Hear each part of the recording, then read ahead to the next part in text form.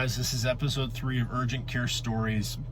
So by the title of this video, you already know the diagnosis of this case, but I want to go through it just to share the presentation, what the classic presentation is, and kind of what this looks like. This was the first case in my county of monkeypox, and so I'll kind of talk you through why I decided to do the workup that I did and that sort of stuff. So the patient was a HIV positive homosexual male in his mid-20s. He was diagnosed with HIV about 3 or 4 months prior. He has gotten his life under control. He's on the antivirals.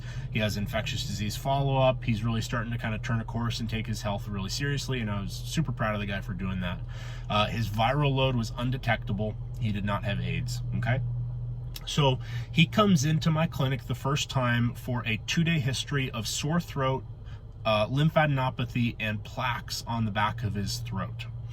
So when somebody comes in with this sort of presentation, you're usually thinking an infectious cause. In a normal, healthy, immunocompetent patient, strep throat, viral pharyngitis, COVID, that sort of stuff is kind of the biggest things. Common cold, that stuff is kind of my biggest thing. You can also see retropharyngeal abscesses, peritonsillar abscesses, stuff like that as well. So we get the history, you know, no fevers, no rashes, no skin manifestations, just the sore throat and the lymph nodes, and just kind of feeling kind of run down. HIV positive kind of adds a couple of different factors to this. The biggest one I'd be thinking about for this guy would be like a fungal pharyngitis or esophagitis. Sometimes you can see that. Again, usually it's somebody who has AIDS, you know, their CD4 count less than 200, they're severely immunocompromised, but can happen in other patients as well, or possibly if they've been on recent antibiotics. This case, he did not have any recent antibiotic use. He was compliant with all of his HIV medications, so otherwise he was pretty healthy. So we start doing the history, you know, things that I'm thinking in clinic. Biggest thing is, hey, I need to rule out strep throat and I want to rule out COVID. So that's the 2 streps. I do a rapid strep and a rapid COVID on this guy. The rapid COVID negative, the rapid strep negative. On exam, airways clear, breathing well, vitals stable, afebrile, everything looks healthy. We do his exam. It's positive for anterior cervical lymphadenopathy. He has no posterior cervical lymphadenopathy. So something else that you can consider would be mono. Mono typically has, you know, erythema, pus in the back of the throat, that sort of stuff, but it usually has more posterior lymphadenopathy. So the sternocleidomastoid muscle right here is kind of the crossover point. So behind that is posterior cervical, in front of that is anterior cervical. So again, he had no posterior cervical lymphadenopathy, anterior was positive. He had exudate on the back of his throat, and it was very weird looking. It was 2 linear plaques on the back of his posterior pharynx. They didn't wipe off. They were these thick white plaques. It was just a very weird presentation. I'd never seen anything like that. And I said, that looks pretty weird. So rapid testing negative. So then you start to think, well, are there any weird ones? So things that would also cause the sore throat would be, could this be a gonorrhea or chlamydia infection? Could this be some sort of sexually transmitted disease? And he says, well, you know, I did have an ST, or I had a new sexual partner I gave oral sex to within the last 2 weeks or so, didn't use any protection. So I say, you know, that's a possible source as well. So what we do is I decide to put this guy on empiric antibiotics just based on his Centaur criteria. So Centaur stands for cough, that's the C, exudate, meaning pus in the back of the throat or tonsils, T is temperature, lymphadenopathy is N, I guess I'm spelling it wrong, C-N-T-O-R, and then age is the other one. And so those are the things that I'm considering in this guy. He's got the lack of cough, he's got the lymphadenopathy, and he's got the exudate in his tonsils. So the rapid testing negative, I decided to put him on azithromycin, which has coverage against gonorrhea, or coverage against chlamydia and also strep species. So I say, let's do that, but let's also put you on let's do a throat culture. So the throat culture, I'm checking for group A, group B strep. I'm checking for gonorrhea, chlamydia as well. Well, he comes back 2 days later. We get the results of the culture back. It's positive for group A strep. But he comes back because he's no better. He's been on antibiotics for a couple of days now and still not feeling any better. So I say, this is weird. Excuse me.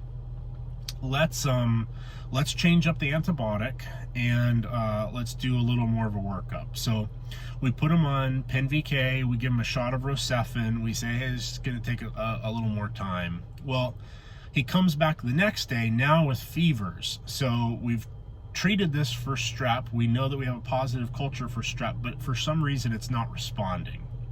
I said, okay, this is not making sense. So he comes back the third day. Now he's having fevers, okay? He's like, I feel terrible. I feel like I have meningitis. Meningitis is a brain infection. So I say, okay, well, let's work this up. We do a CBC that showed a normal white count. We do Koenig's and Brzezinski's testing, that is physical exam findings positive for meningitis, both of those negative.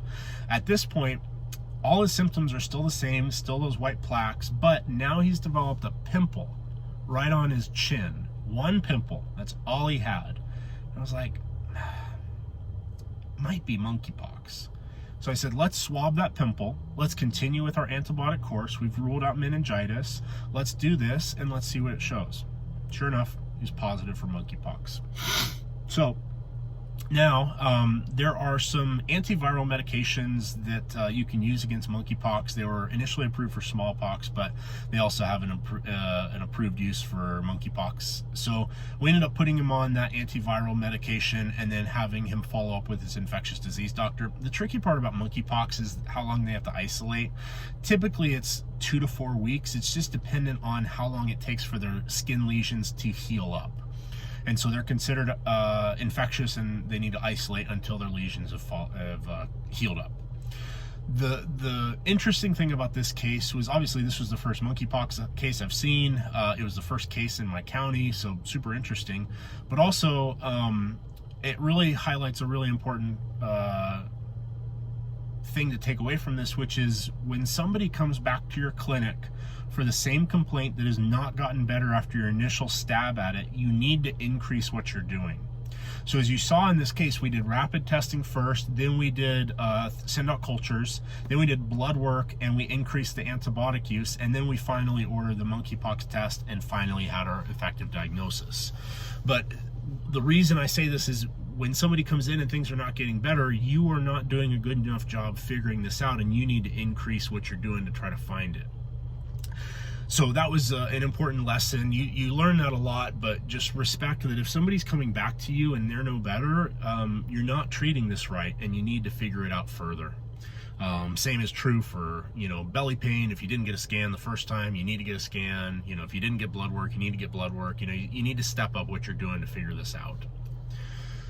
The classic presentation that they mention in the literature of monkeypox is 3-ish days of fever, sore throat, upper respiratory symptoms, followed by skin manifestations. It's typically mouth, hands and feet, and genitals. That's kind of where you see these. So the kind of viral prodrome a couple days, and then skin manifestations on day 4 is exactly what this guy had. It took me a little while to figure it out, but we got there eventually, and we were able to make the diagnosis for this guy. As far as I know, he's doing well. He got in with his infectious disease doctor. So yeah, that was the first case I saw of monkeypox, and it's an interesting presentation. So anyway, hope you guys enjoyed this case. I will see you guys in the next episode.